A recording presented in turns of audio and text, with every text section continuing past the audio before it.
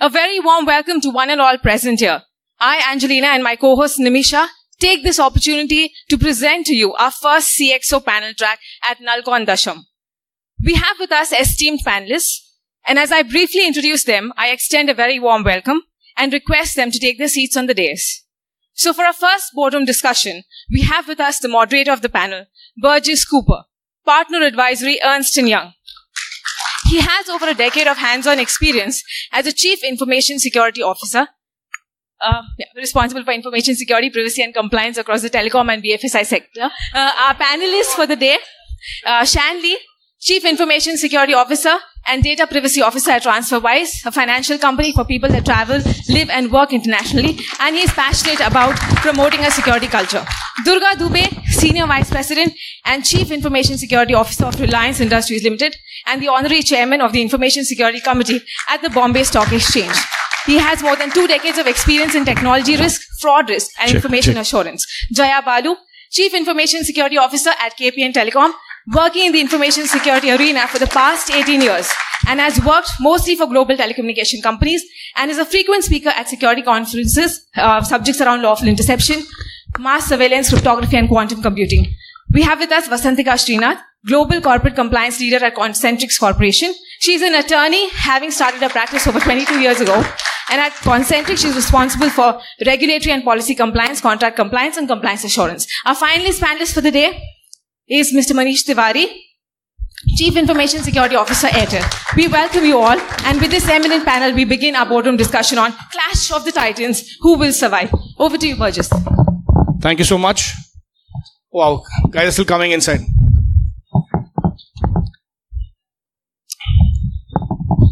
So, old friends, panelists, very good morning to you and thanks for coming on the panel.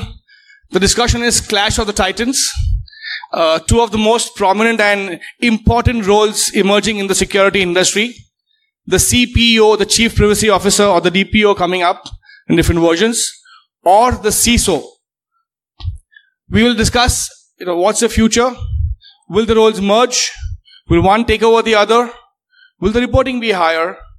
For many of you, who will earn more? And that's an advantage. I can see some smiles on that perspective. What does one need to do to get there in terms of education awareness? How does one sell to a CISO and CPO? So with that, let's start with Manish. Manish, you've been in the armed forces and then now a CISO and also a part of a DPO role and a data privacy. What's your perspective? Can you get mics to all, please? Yep. Thanks. Will the roles merge? Do you see the CISO actually migrating to the DPO as a value add and upskill to his career? Or do you see them in different parts? Can you get more mics, please? Sure. So, thanks, Burgess. And, hi, everybody. Let me just start by saying that change is the only constant. And we have seen a huge amount of change and transition in the way security has been handled in the last, 20 odd years. And I think currently the burning question is, should a CISO, in fact, I read an article on LinkedIn, should a CISO should also be a data privacy officer? Unfortunately, the answer is not so straightforward. And the reason why I say this is that different industries have got different concerns. I'm sure all of you are aware. And for those who are not, in the financial sector, in the banking sector now, the CISO is no longer part of the CIO team. In fact, reports to the Chief Risk Officer. And this is something which is unique to the banking sector. This is not something which is there and the model followed elsewhere. Yep. So definitely there is a case for one side says that probably the CISO should be the data privacy officer. And are you on that side or are you on this side? No. So I'm actually, I would say in the current context, because I've been handling GDPR for my organization, and we are as a global company. I'm not sure how many are aware. Airtel is operating out of 14 countries in Africa as an Indian company. I'm very proud to share that. And that was so you are playing a part of a DPO or CPO's role. The GDPR. True, but see, it's a learning journey. The whole GDPR itself has been a hugely learning curve even for European companies. GDPR currently today is a guideline, it's not a certification. There's nothing called an ISMS equivalent certification of GDPR, right? Now, going forward, when you talk about data privacy, there are compliance and there are legal connotations to that. So the question here is that should the CISO be the data privacy officer? In my opinion today, perhaps there is or could be a bit of a conflict. Conflict of interest. Conflict was overlap. Yeah. So Shan has a perspective in the morning. You were telling me. So perhaps it could be a separate entity in the organization who is part of the regulatory or the legal entity supported by various functions. Shan, you had a perspective in the morning and you said, one, the CISO looks at the customer or the company. Yeah. Go ahead. So the way we look at it at TransferWise is that at the moment I'm the CISO and the DPO, right? And that's very unusual. So I agree. There is definitely a conflict. And why is the reason you're both? So that conflict has to be managed, right? So the issues are around finding someone that's got the technical knowledge, and the experience and the right mindset to do it. It depends very much on the culture of the company that you're in and the nature of the company you're in. So I am in finance, but fintech rather than banking. And for us, we currently have me as the CISO and DPO, and I have to wear two hats in as much as the CISO, my job is to protect the company. As the DPO, my job is to protect the customers. So and that can conflict potentially. It hasn't yet, I can honestly say, but we've had to put various levels of oversight in there. So if I was to make every decision that I make that might have a material effect on customers or the company from a security or privacy perspective is also kind of double checked by other peers in the organization. Thanks, Shan. Durga, do you agree with this, that a CISO looks at the company while the CPO looks at the customer? Is that a pure play? No, firstly, I actually don't agree completely with the fact that there is a conflict of interest between DPO and CISO role. So, do you think there's no conflict? I think that conflict of interest is a myth, because there will be always conflict of interest in many roles, but these roles are work together with some compensating control, and that is the trade-off all of us do every day in and day out. So, I would rather think that there are a lot of synergies between these two roles. Data protection officer and the cyber security role. Combining these two roles, or the CISO should go and aspire to become DPO is a different question altogether, because I would just take 2 minutes time. I know when this role CISO came into all of us, this kind of conference, we started talking about whether there should be a role called CISO. Was that 8 years back, 10 years back? That was 10, 12 years before, 15 years before. I remember in 2003, I was deputed by Reserve Bank of India for a year to US to study the security practices of US and UK and compare that with the banking industries. I first time heard the term CISO in US and UK and recommended that there has to be a CISO role in the country in India. So that was, people were telling CISO, all sort of, the CISO role came into the existence. This, all of you relate to ourselves, and many people may not relate, of course, they're pretty young.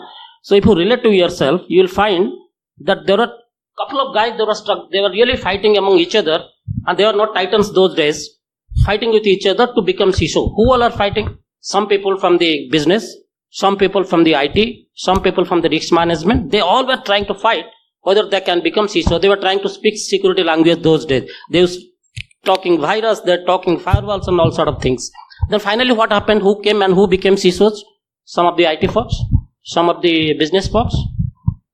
Very perceptible, the people from the services like Manish and all, they became very efficient CISOs. They all came and became the CISOs. That's a compliment, Manish. So really, that time I became CISO accidentally. Like that. So I was actually,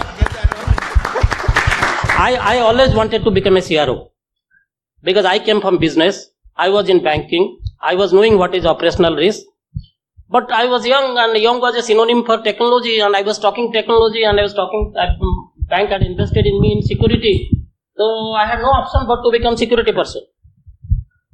So this is how the things happened. So today the war that who would become CPO and who would become CISO, it all depends on the knowledge base, what a CPO needs.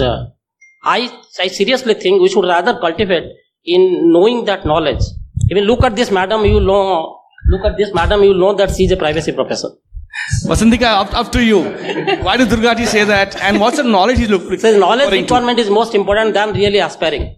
Thank you, sir. To become CPO. Great perspective. Thank you. Really. I agree with Durga. In fact, I was just telling you that I believe you should focus on knowledge, and money, titles, everything will follow. It's like and you give a term, first, right? Lakshmi piche aayegi. So study first, Lakshmi piche aayegi. So whatever happens on that, yeah. Yeah. So like Durga says, he is the accidental CISO. I am frankly the accidental DPO. I'm a lawyer by training, by profession for so many years, and then I moved on to leading compliances, and GDPR happened, and so we had to go out. We are a global company, and we have a huge presence in Europe, so we had to ensure that we were globally compliant with GDPR. So compliance and CISO, two of us teamed up and got ourselves skilled. We went for classes, we learned, and then we realized that there is, according to us, a clear conflict of interest in the role of a CISO and that of the DPO, especially because one, it is the law that says that, period. So, there is no argument if the Philippines law says that IT and InfoSec cannot be the DPO, and GDPR also says that very clearly.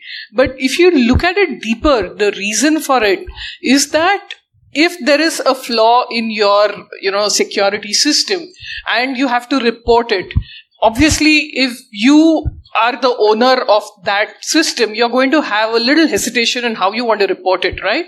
It is the DPO who has to take a step back and say, I'll call the spade a spade.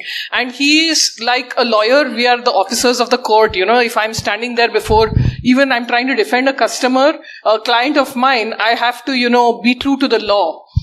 We have to be true to the data subjects as DPO. So if there has been a breach or there has been a risk, I need to be sure that, the data I have contained, we have worked with the CISO, contained the breach, but we have to report it as is, to the data authority, supervisory authority. And given that, it is important to keep these two as two separate functions. So Jaya, we've had a perspective where he said the CISO looks at the company, the CPO looks at the customer.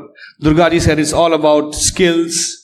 She agreed. Manish gave a perspective of the overlap and the CPO getting a new prominence. You've been a hardcore CISO of a telco and other places, and you've seen your last lecture at nullcon. Your perspective. It's a lot to give a perspective on. But to be frank, I think I'm not the accidental CISO. Let's start with that. I'll leave people like suddenly tripping and becoming CP. I don't know how you do that, but okay. The accidental part or the... No, the accidental part. It's like, oh, oops, I tripped. Now I'm a CISO. So that did not happen in my case, and I actually think, with all due respect, it doesn't have to be a conflict of interest between your CPO and your CISO. It doesn't have to be. I work really closely with my privacy officer. I would never want her job because we do completely different things. She takes it from a very legal aspect. She does indeed do the reporting, but this is not my ambition and not my knowledge background. And I think it's better that she does that, because honestly, if I had to do the GDPR administrative stuff that she did, I would kill myself. So I don't think that this should Why would that be? Why would you kill yourself? Because it's depressing. GDPR. It's total depressing. I mean, you even think it's depressing to do the admin for GDPR. You should have kids to do that. Yeah, okay. So, outsourcing is an aspect of it, but my point is that, look, I think that for a CISO, a good CISO, compliance is not your job. Compliance is someone else's job. Compliance is the basic, most minimum level. I think Durga does not agree with that. You're going to be a nightmare of a compliance manager. That then the goal, if you really want to do security as a CISO, it's up there. Compliance is down here. Your security goals should be up there. So you should say, of course I'm going to be compliant with all the other blah, blah. But, you really need security in order to guarantee that privacy aspect. So make sure you find a good CPO who enjoys doing what they do as much as you enjoy doing what you do, and we're all good. Thanks, Jaya. Durgaji, I don't think you agree with that. You said compliance is down here. So very good points. But I must tell you something. Like, it will be more difficult for you to manage a DPO who doesn't understand security. Jaya is speaking to you. Jaya, I'm talking to you. Right. It will be really more difficult for you to manage a DPO or comply to a DPO who doesn't understand security, rather than taking that role and managing compliance yourself. it will be really difficult. Trust me, it will be really difficult to comply to certain things from a person who dictates you without understanding what is security. So maybe I wasn't clear, but the CPO is a fully independent function and has nothing to do with me. It reports through legal. I report to the COO. So on the very important point, right? As you said, the CISO was first part of IT. We all grew up like that. Then the bank said you should report outside to CRO and COO. The CPO also started as part of general counsel reporting, but now reports to the board. Will that be a seat at the table? No. So you say that yes, the DPO does have to have a reporting line to the board. Yeah, they have to be able to approach at least a subset of the board directly in order to fulfill their role. The CISO as a regulator. Right? Yeah. CISO should have a seat at the table, without a doubt. DPO, I think there's a lot of is there a higher seat at the higher table? There's. It's not about how high the seat is. It's more. It's about a lot of people are looking at DPO as purely a regulatory thing, yeah, and it shouldn't be. If it's purely a regulatory thing, like you said, that's not very ambitious. Yeah, just fulfilling the regulation is like that should be your lowest goal. Yeah. But I think a lot of people are getting into the privacy side. A lot of people are getting into the privacy side because they think it's an instant seat at the table.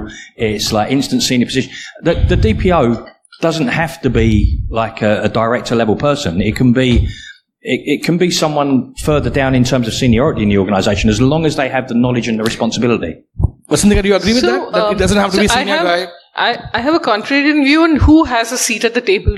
It's provided you are, aligned with the business and you're adding so much of value, you will make it to the seat at the table, whether you're a CPO, DPO, compliance, CISO, it doesn't matter. So if you're being perceived by the senior management that you're adding value, you'll be there. So it's for each person to, make his way up there. Absolutely. Rather than, saying that a DPO or a CISO gets a seat at the table. Yeah, correct. Yeah, and it can't be either or. Both people have to have a voice. Manish. Let me throw some spanner in the works. All right, at whom? Yeah, absolutely. At whom do you throw a spanner? Nobody. At this whole discussion. And just hear me out. Yeah. So I think it's extremely important. First is people who have been given a designated role and responsibility know their job. That's the most important thing. Yeah. They need to know their job. Accidental or otherwise.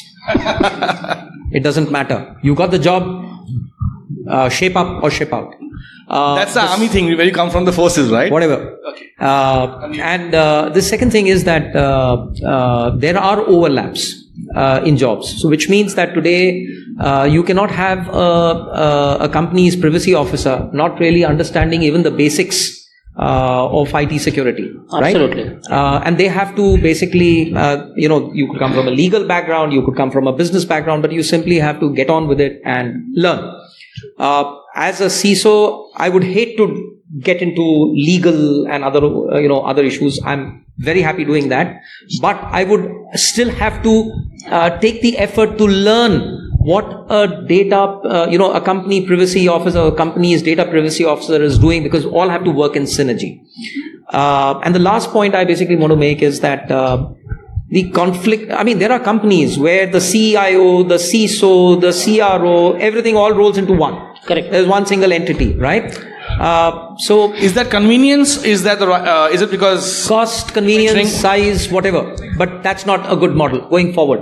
As we experience convergence, more of our business. See, there was a time, Burgess, when IT used to support business. The times have changed, folks. IT drives business. IT doesn't support, IT drives business now. So a disruption in IT can have very serious... I've got Rui out there. I want to put a mic to Rui, if you can, please. Rui, want a perspective on this? You can take my mic. You can take this one. Rui heads CIO the gentleman there. Rui, your perspective on this? All valid points, but I think you're missing the bigger picture. First of all, you are talking about different disciplines with core areas of specialization. Most organizations need a team to operate, not individuals. So that's the first point. So as a team, you need a CISO, CPO, CRO to actually work together to make them function. So they are a team. Okay. The fact of the matter is that the world is getting far more complex. Okay. To the CPO's point, your area of expertise should be the interpretation of law. Okay. Very often the complexities of interpretation is what makes the CISO not fully understand the implications of compliance. It is a very gray area in many, many areas. This is where the CISOs tend to struggle. The gray areas of legal interpretation is not the strength of the CISO. Okay. CISOs, on the other hand, understand the implementation, which most of the CPOs don't. So this is the other problem of technical implementation and change which is required. So you actually have to work together, whether you like it or not. The third piece of this puzzle is the risk aspect, the CRO role. Often, these issues require multifaceted views on what's going on here. A data privacy implication often has both a security and business implication when they have to come together. So you actually have to take all those facets together when you look at it. Okay? To your point, it is true, technology has changed massively the landscape in terms of how boards are looking at business. In the old days, technology was a supporting mechanism or enabler. Today, technology is the driver of what business is doing, as you're seeing what's going with the digital transformation. And what you're going to find is that most boards are playing catch up on both how to use technology to drive business, understanding the implications of what it means from a security perspective as well as from a data privacy perspective. You just watch the recent historical events. Most boards are asking, can we have a Facebook moment? Okay? And they're asking both the CPO and the CISO, how are you managing it? Okay, where are my gaps? Okay? And there's probably a few more in this ecosystem which is you guys haven't raised, but that should be in that conversation as well. But at least those three. Could you share the questions which we haven't raised? Happy to get that. It's yours. You can ask the panel. The CRO, if you look at the CISO, CPO, and CRO, all what we call second line of defense. Those of you who can come from banking understand what I'm saying. Okay, the third line of defense is not represented in this discussion. This depends on the strength of your third line of defense. Okay, most audit functions don't get this. Okay, they should, because they are the third line of defense. They play the oversight role on both the CISOs, CPO, and CRO roles. But you only have a culture of that in the financial services industry. Many industries are starting to move in that direction, but they're not there yet. Literally not there yet. Financial services is probably the one that's most advanced. Thanks. Jaya, your perspective, the third line of defense, it's more banking? I actually think we do have a third line of defense. So the way, it depends again on your industry and the level of regulation as well as the level of maturity in order to determine whether or not it's there. I'll just give you an example of my organization in the context of telecommunications in Europe. The way that we had organized is CISO and CPO are responsible for both getting the legal translation of all the requirements that we're supposed to do, implementing them correctly through the company. Indeed, that's a first line of defense role. The second line of defense is a corporate compliance and risk management role. They are absolutely there. The question is whether they're actually adding anything or just taking the information we give them and putting it in a nice report. There's arguments there. I actually think it's a little bit of bullshit, which they try to sell everyone and say, look at, this is the right we have to our jobs, because literally they take our data, put it in a pretty PowerPoint, and then sell it back as, look what I found out. So, is that familiar with others? So, and then our third line of defense, which I actually think is more of a second line because of purely their quality, is our audit team. So our internal audit combined with our external audit actually do some of the checks and balances over the primary privacy as well as security role. And they actually offer us the ability to do a check on our implementation and our interpretation of compliance and everything else. Durga, does it happen often? In terms it happens. I mean, the first point, second line, and third line, it's pretty much there in all the industries. In fact, I don't have anything to add to what she has told. She has told perfectly that all three roles that we are talking, the CPO role, the CRO role, not CRO, the CISO role, they are all the first line of defense. The CRO is mostly on the second line of defense. And definitely the third line of defense is our pure play assurance guys, these audit guys. So I think Manish has a different point of view. I think we have, I have no disagreement with anything anybody has said, and that was a very valid point coming up. But I think we are missing the woods for the trees. A bit higher, Mike. And which is the focus. The focus is on protecting data. I think the focus is... Whose job is that? Yeah? Whose job is that? I think it's everybody's job at the end of the day. I think you brought it out correctly, and that's what, I was also... At the end of the day, it's teamwork. Everybody has to do their bit, but then in a company, they all have to basically come together as a team to understand the risks, to put, and you could be compliant. And in fact, she brought it out very correctly. You could be compliant, but you need not necessarily be secure.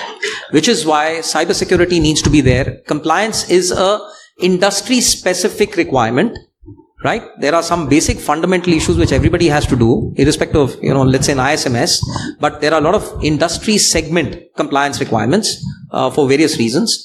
But the point I'm trying to make is you could be compliant, but you need not necessarily be secure, which is why IT security is extremely important. But bottom line is you have to, protect the user, the device and the data. The focus is on data. And it doesn't really matter what organization is specific to a particular company. I think one shouldn't drop the ball. Finally, at the end of the day, there is a large amount of customer data. The world is converging. The world is moving towards a highly digitized ecosystem, and it's extremely important to protect customer data. Just have a point. The reality, what's happening in the ground. So the GDPR is coming, a lot of initiative on the data protection coming, and that is no formalized data protection role which is defined in many organizations. Somewhere it is given to CISO, somewhere it is not given to CISO. But what would happen if there is something happens, God forbids, something happens on the privacy side? Whose neck is on the line? So what would happen is, definitely, the CISOs will be asked to explain that why did this thing happen.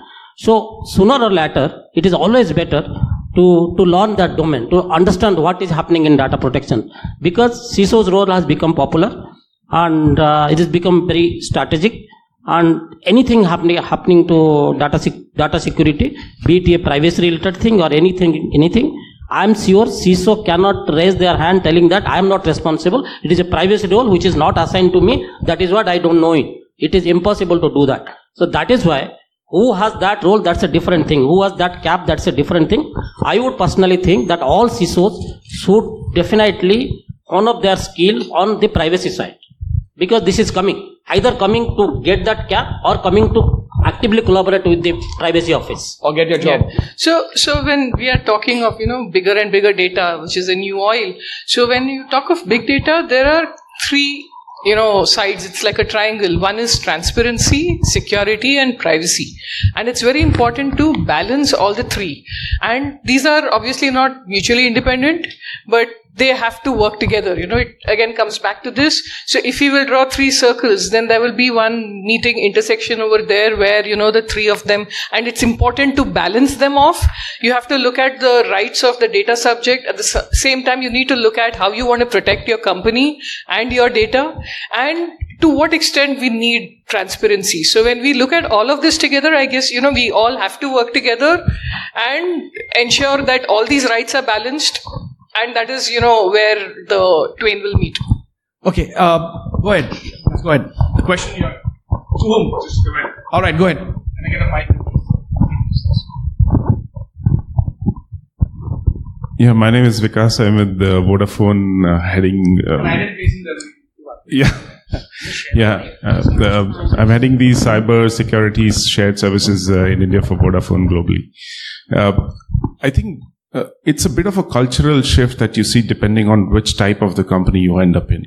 So I've been in the industry for 20 years. To me, I think now when you see there will be three sets of companies types. One, who just do basic check in the box regulatory compliance. Second, who do regulatory compliance and, they have increasing sense of security, so they do security as well. But the third one, which is if you got breached, right? If you really, really got breached, whether you made it public, you didn't, you don't know. And you would see the focus of the organization shift significantly from compliance to hardcore cybersecurity if you're in the third one, right? So to me, I think it's coexistence, but who's got a bigger circle in the intersection? Until things go wrong. Shift is and when they go wrong, So you're talking about the culture of the organisation, yeah? So, and that's fundamental to all of the questions that we've mentioned up here today is the culture. So I was saying to Burgess earlier that if I had been asked to be both CISO and DPO at any of my previous roles, any job, any company I've worked for before, I'd have said no. And why is that? And the only reason I say yes to doing it interim, Jaya's laughing my point. I'm hiring, by the way. 15, right? And so is Durga ji. And so are we. The only reason I agreed to take on the DPO role while we got through the preparations for GDPR and everything was because of the culture of the organisation. The organisation is extremely customer focused, extremely transparency focused, and also being a fintech, it's also massively security focused, because if we have a security incident at the stage of development of our organisation now, it's game over. I mean, it would literally end our business overnight, just because of the nature of the organisation and the maturity of the organisation. So if it's game over, Manish, Durga ji, the CISOs, is it CISO's neck on the line or CPO's neck on the line finally? All of them. Both would not be sacked, or will both be sacked? Or someone... No, that's two questions. Who would be sacked and who would go to prison? That's two different people. All right. So the DPO has legal immunity. Yes, please. Can I answer Who goes to prison first? So what I want to say is, when the company does well in security, it's the business's success. We all agree? When they do great, yay business. The business learned how to figure out security properly. When the company fucks up, then we all know whose fault it is. Whose fault is it? The CISO's fault, right? Get the CISO the hell out of here. So the clue is, I know, by the way, the Vodafone CISO, and I've been to your GSOC and everything, and your CISO is awesome. She's really cool. But I can tell you that if there is like a really serious breach, then we all know that she's out in 5 seconds. You know what CISO stands for? Career is so over. Oh, yeah. I want a sticker with that. Anyone who can make a sticker with that? Anyone who can... I really would like to see a sticker. Who's going to make the sticker? I think we should have a sticker or a T-shirt. Sorry, a sticker or a T-shirt. I think this is the goal. Yeah. Okay. So I think... Whose job? Who goes to prison? Whose neck on the line? Yeah, I mean, I agree what he told. It's so over. I love that. But I don't want to repeat that again. It's very scary. Cool. So the only thing which I want to tell is like... So look at 70% of the organizations, they have very fluid privacy role. So it all depends on the convenience and who can afford to go to jail. So because there is... You can afford to go to jail. I like that. Nobody can. No one. So there should be a special premium, insurance. Premium on a... So it is always today's CISO. I have realized it, because if there is anything happen, which is anything related to data, not that somebody will blame us. Can I get a mic there? Not that somebody will blame us. We think that it is our responsibility. No, I'm fine with being fired. I'm also fine with going to jail. Yeah. So does the DPO go to jail? Jail happens only if there is fraud or something, malified intent. I think that should be out or of... Or is it gross negligence? Jail is not literally. He was saying that if there's gross negligence, gross negligence. Would that be still jail? By the way, on a serious note, on the Indian law, that's been provisioned. Whilst on the GDPR, it's a fine. It's a very serious fine. In the Indian data privacy draft law, there is a punitive measure which can translate into something like 2 years of... I think Rui has a point. There's quite a few in the States as well. In the US, coming up. But the DPO's role is a statutory role, and there is a sort of an immunity. The DPO is not the person that will be held accountable. So you're safe. Well, because you're not the one who's implementing it, but you're supposed to be... So who goes to jail enough? No, we had this discussion when we were looking at how we were going to handle this whole thing. I had a very long discussion with the CEO and made it quite clear to him that if it hits the fan, it's him that goes to jail, not me. In India, in the HP case, it was the CEO who took the brunt, not the CISO. Okay, it's the CEO. So interesting comments, but ultimately this comes back to company law. If you look at whose fiduciary duty it is to actually ensure that all of this is actually going in the right direction, it's actually the boards. Okay? Typically the board, if it's done its job properly, is probably delegated the authority properly to whoever, whether that be the CPO, except for, and I've been in this position, where the statutes are actually saying you will be accountable as the CPO. So I've been in that position in Europe before the GDPR. The law is actually changing in that direction. However, but I think you guys are missing the big picture here. The focus has been effectively focused on the data. Actually, the bigger risk is not the data, it's actually the reputation. What's happening is the shift has been moving from the focus on the data protection aspects to the reputation loss aspects. Those are the bigger hits. Fines are catching up. Yes, we're now starting to have 5% of turnover as a catch-up to what has been happening in the last 15 years. But what really hits businesses the most is the loss of reputation. And that's where the business has to step in and really understand. Because usually to your point, where things really get screwed up It's when the business, the CPO and CISO don't actually stand up to business scenarios which actually go against the ethical use of data. Okay? That's where the problem really starts. And it's not a CPO or a CISO conversation. It's actually a board discussion which is not happening. Right? So what you're starting to see and what I'm starting to see is discussions at board level, rather about as a combination of three things. Yes, are we meeting the minimum compliance requirements? Yes. From a data privacy, yes, we have all the mechanisms that the law requires us. Fine. Are we meeting all the security requirements that are requirement? Yes, we have all of that. Okay. But what are we doing to actually anticipate what's going to hit us from a reputational perspective is currently the biggest gap. And that's where boards are the scariest, because they have no idea how to respond. They keep asking. Again, Facebook was compliant with laws. Yes. Correct? They had all the security measures in place. They had the best security. They got hammered on the business side when they started to lose reputation. Yahoo as well. Yahoo, Equifax, all of them. Yeah. Yahoo did not have their security on order. That is not true. Before Verizon bought Yahoo, they were breached because of actual huge misses in security. So they did not have it on order. Okay, I agree. Yahoo had Yahoo was more of a inadequate security in place as against inappropriate data sharing. But the point I'm trying to make is that it doesn't really matter. You could share data inappropriately, or you could lose data because of a technical glitch. It will impact your brand image either which way. Most of these discussions happen up in court around the discussion of due care, whether due care has been taken with regards to both data security and data privacy. So in the court of law, this discussion gets very interesting, but usually most corporates get away with the fact they can demonstrate that they've taken some level of due care in terms of what they were doing. The thing that they can't protect themselves against is the reputation damage. So it's not just about the data, it's also about the reputation. And that's where boards are actually most concerned about. I think that actually, as like the growth cycle of a company, you find that in the early days, reputation is really important to the board. Reputation is everything because you're in that growth phase. And if you lose your reputation, you're not going to grow. And then you reach that point, like a plateau where you're growing nicely and like maybe you're heading towards IPO. And then still reputation is great. But then you go post-IPO and then it's all about the shareholders. It's all about making the money. Whatever sort of funky vision you may have had might go out the window. And that's where I think some companies start to wane on that reputational risk. And keeping that front and centre in front of the board is very much a joint thing, as you say, of the CROs, CISO, DPO.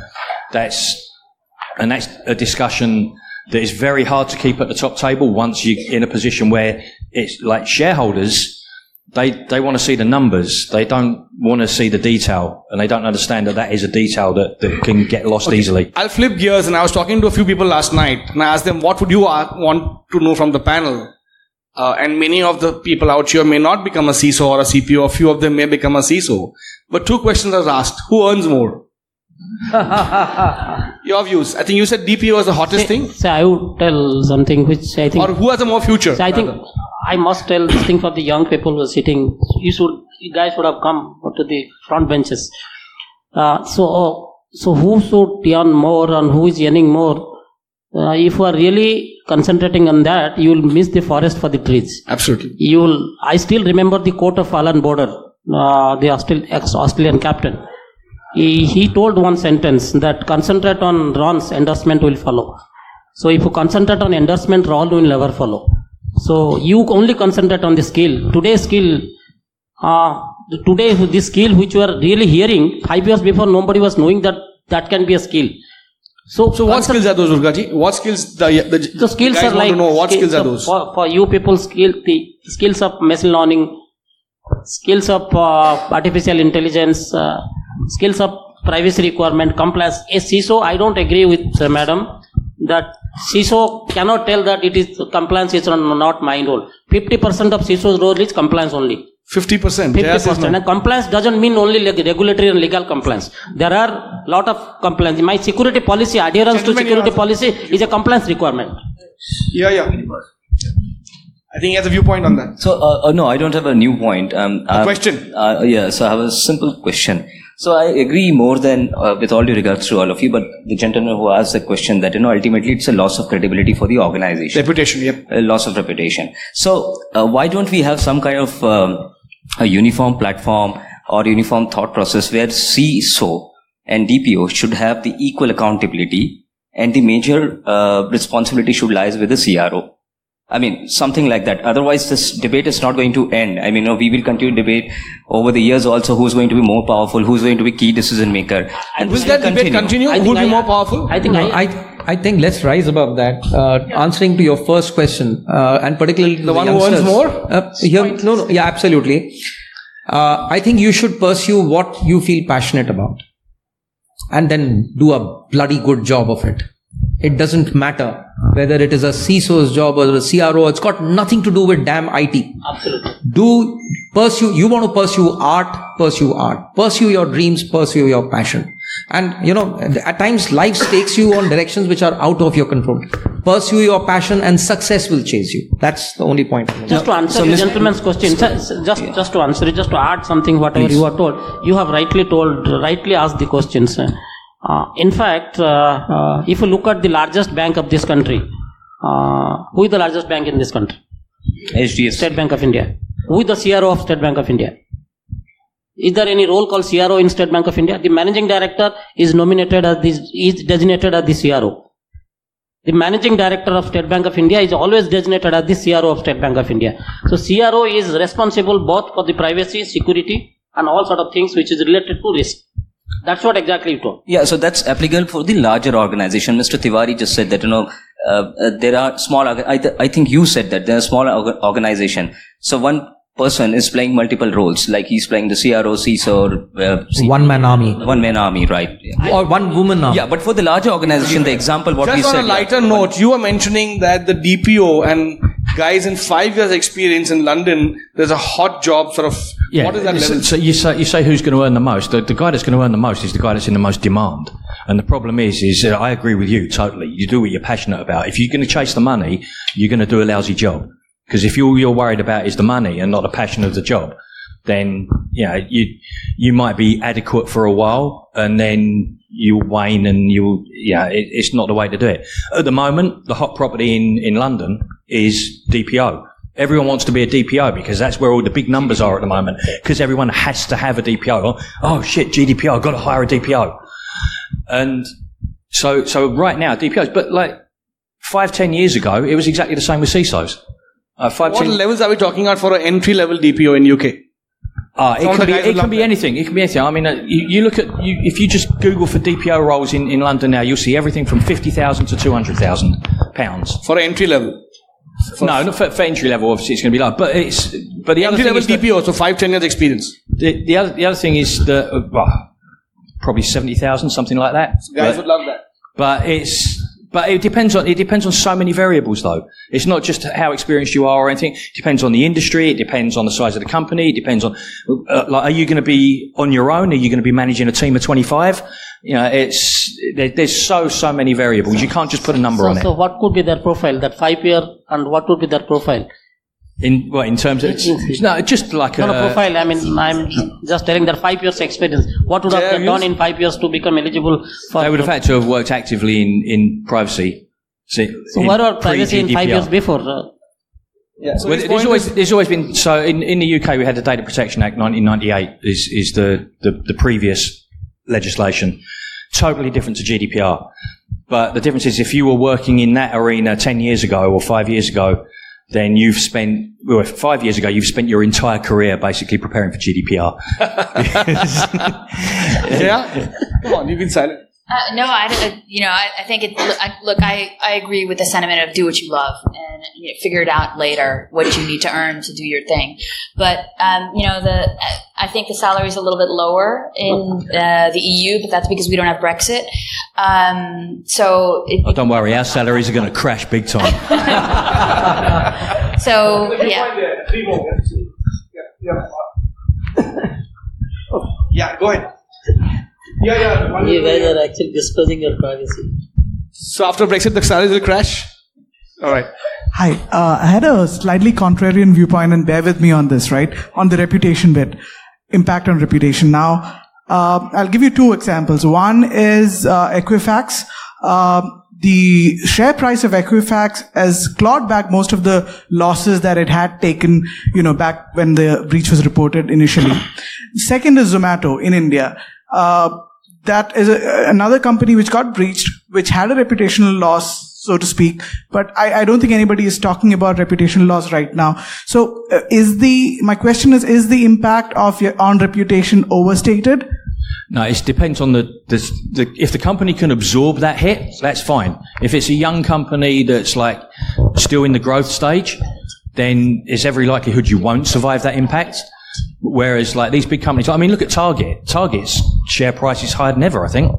You know, they were the original big, massive breach.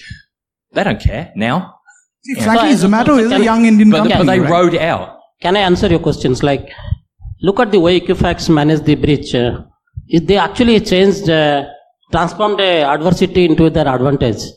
So look at the way the CEO came on board and told everybody that yes, we are breached and this is what we are going to take care to make sure that we don't get such kind of incident again. The kind of measures which they have taken is exemplary. We all quote that this is the kind of measure which mature companies should take. That has gone in favor of them. And that the share price has gone up. And they have done well. Even in the case of India, right? Look at the RSA. Look at RSA. Today, the RSA breach happened. It actually, everybody thought that the company is gone. And then they have, again, I was a customer of RSA. I got the letter from the CEO of RSA telling that, hey, we are breached and we have acquired this company to take care of such things. Such a beautiful letter. The CEO had himself written. So this is the way. See, once reputation loss is not always reputation loss. You have to come up with that. I think two more questions were in the panel. Yes, it's the about mic here, please. mitigation. Can I have the mic here and there, please? One there and one here. Last two and then I'll sum up. Sir, who should hack you? A white-hat security researcher or an APT sponsor? Who's the question? What was the... For Durga, sir. Sorry, I didn't get that. See, because he knows me, that is the only thing. What was your question again? Who should hack Who us? should hack you? Who should hack? No, nobody should hack us. So for that, what needs to be done? Is it a responsible disclosure policy? Yeah, make a responsible disclosure. Yeah, absolutely. Nobody should hack us. Why would anybody hack us? For responsible disclosure, should there be a compliant-based organization should be compliant with a responsible disclosure platform? Something like that? So that is about the transparency piece, right? So there are two angles of transparency. One is certain things that you anyway need to be disclosing and be transparent about your use of data, etc. And if there has been a breach, again, there is a responsibility to disclose it. So, and then immediately you have to also take steps to mitigate and also disclose what are the steps you have taken, how are you ensuring that something like that does not happen again. So all of that is part of your transparency requirements. What is more important in terms of getting breached by a black hat hacker and countering an organization on a ransom perspective, or a sustainable white hat security researcher who's going You already know the answer to that one. You're asking the question for the obvious answer. What do you think is worse or better? I'm just a learner. So it depends whether you're Uber. You prefer the first, right? So look, here's the deal. I think the bottom line is if you are attacking an organization that does have a responsible disclosure policy or does a bug bounty for a very specific cordoned off domain, go for it. If you're a black hat hacker, then you know still that like none of that matters to you at all. You're going to do what you're going to do. I think the responsibility of a CISO is to prepare for every eventuality and to do appropriate threat modeling and understand what that looks like as an impact. But the impact just to answer one thing, like I don't want to say so many things on that because it'll go in a different tangent altogether. So let me tell you one thing, like gone are these days of individual hackers. Today, there are companies, respectable companies, they are aggregating the hackers and selling that service as bug bounty services. And all of us should subscribe to that kind of a bug bounty services and then get our thing assessed by security researchers, which we have been doing also. That's most appreciated answer. But as individual is coming, it's dangerous for both that individual and for us also. Actually, it's worse than that. It's organized crime now, which is also getting into it. So, it's commoditized. Okay, so talking about an individual, organized crime is now getting into it. So last 30 seconds before I summarize, Manish, starting from you. Yeah. Oh, one question here. Sorry, gentlemen. Oh, you also have a question. Sure. One year, my name is Manish, and I'm currently managing cybersecurity incident responsibility in the company called Jaya. So I've got 4 years of experience doing cybersecurity, and I love my job. And I aspire to be a CISO someday. How many years CISO? 12 years. Yeah. So what is it? Yeah. Question. So you aspire to be a CISO or CPO? Or after you're confused? That's the question. So I see everything. Questions to them or to yourself? Compliance background or anything of that sort, which I really hate to do. Okay, let me, since everybody talked about their background. So what's the question? Should you be a CPO or CISO? So what is it? So do I have to learn the compliance thing to become a CISO compliance? It all depends who is going to hire you. If I want to hire you, I want you to learn compliance. Okay. Can I give you an honest answer to that? See, gone are the days where the CISO, you had CISOs, and with due respect, could come from any background, and it still happens in companies. CISO is a highly technical job. Yeah. You better know your nuts and bolts. So you need to have, and my background, right? I've come up the nuts and bolts way, right? So you need to be technical, as simple as that. And you need to grow your knowledge, because this is a very fast changing, fast moving environment. At the age of 40, 45, 50, and nobody's expecting you to sit down and do this, but you need to. They are. Okay, I agree with that. But the point is, you need to. Yeah, partially. But you need to know the nuts and bolts. So technical. Along the way, you need to pick up other skills. And it is not just compliance, it's man management, it is, it is administration, it is compliance, it's regulation, legal, perhaps. I also think imagination is a big part of this. So imagination, creativity, and meta skills like problem solving are a big part of your day-to-day job. They already should be part of your job now if you're in CCERT, but they will still be part of your job as a CISO. And conflict resolution. One question here. God, yes. Conflict resolution. Yes, sir. Sure, sir. Two things. All the black hats and all this about vulnerability disclosure and reporting and all that. NCIPC, for the white hats who want to get into business, we run a responsible vulnerability disclosure program. It's a common program under the aegis of NCIPC, which is a government entity. Part A. Part B, also about CISOs. We are working on a mechanism for getting CISOs for critical infrastructure and getting a certification program for them. Right? So you can expect something coming out in 6 to 8 months. So guys, you want a job? Here's a good job protecting critical infrastructure for the country. Go do your service. So the people who don't know Dr. Burman, he's the founder director of NCIPC. He actually, when NCIPC happened, he is the first director of NCIPC. So you have a job ahead as a certified CISO, right? Barry, Thank you, sir. Much appreciated. Are you giving a job also to them? One question here. Skilling them. Skilling them, right? Yep. One good question. Sir, I am from a non-IT background. Awesome. I just want to understand. What are you doing here? So, when it comes to Aadhaar data, or when it comes to income tax department data, I want to understand who's the CISO or the DPO or the CRO with such kind of data. Also, when I'm hearing about reputational risk, who takes the reputational risk when it comes to the government? When it comes to government data that is going to be losing? So there is so DPO has been a statutory requirement, which is why people have been appointing DPOs.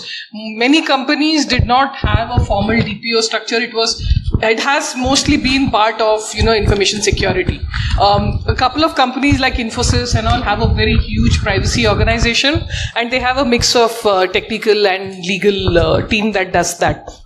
I don't know if the government departments are having a separate DPO. It will be their, whoever is the CEO of that organization who's responsible for all of this. And reputation risk is not going to impact them. Technically, people will make noise, people will scream, complain, but you ultimately will have to comply if you have to comply, right? So that is a different story as against a corporate compliance or reputation requirement. Because we have a Supreme Court judgment on the Aadhaar, but you still have Aadhaar going to be linked to your PAN. And there's a very funny thing is that if you try to fill a form on the income tax website, if I just put the PAN, I get all the details of the person, including his Aadhaar number.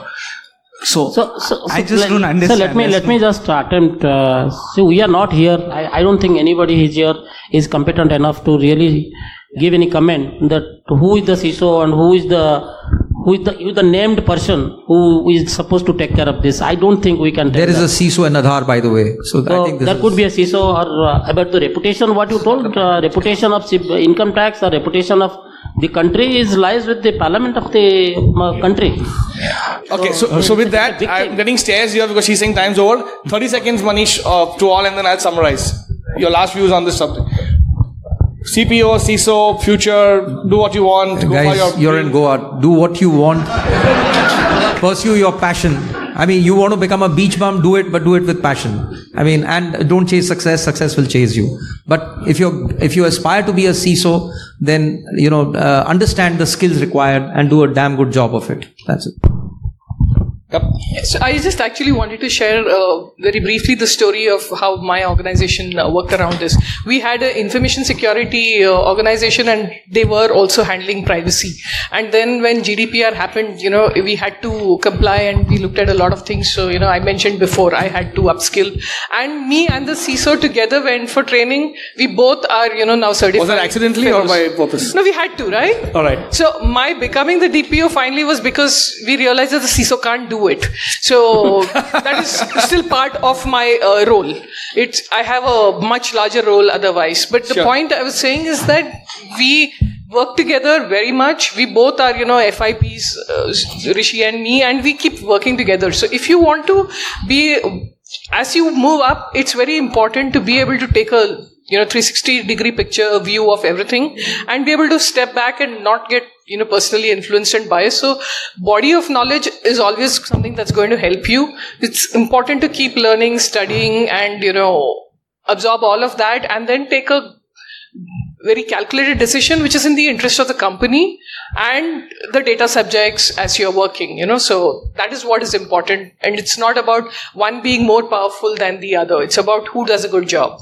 Your advice to the live well, laugh often, and encrypt everything. So my one word is perpetually be in school.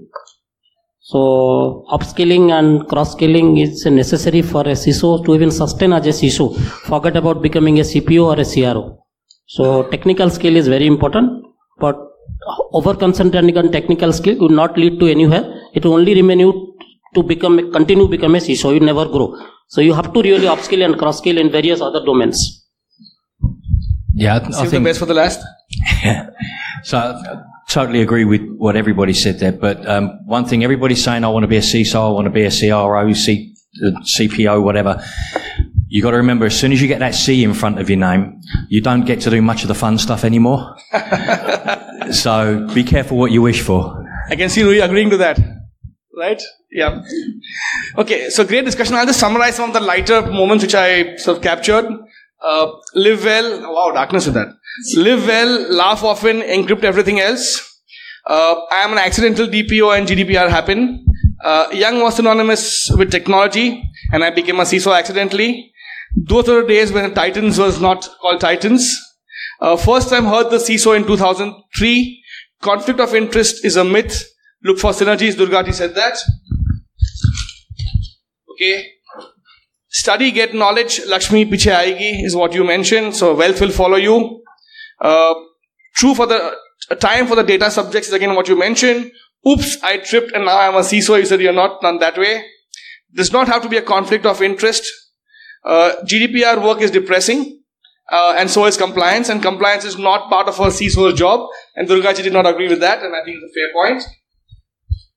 They take a data sort of a respective purpose and it shows it's mine. So whose job is it anyway? Missing the woods for the trees. You could be compliant but not secure as what Manish mentioned. User device data but ultimately protect the firm's reputation. Rui mentioned that. Don't drop the ball. CISO's role has become more and more popular. You mentioned the triangle between transparency, privacy, and security, and the three overlapping functions. Rights of data subjects. A company could do well. Its security does not have to always role of a CISO. Your CISO is awesome. You mentioned CISO. I like CISO. Career is so over. I love that part. And discover your passion. Sorry, I could still be. Discover your passion and what you mentioned. Once you get a job, whatever it is. Go for hell for leather for it. Become a beach bum, right? But be a good beach bum. Be a good beach bum. It's a big word. Career is over. Career is over, alright, okay.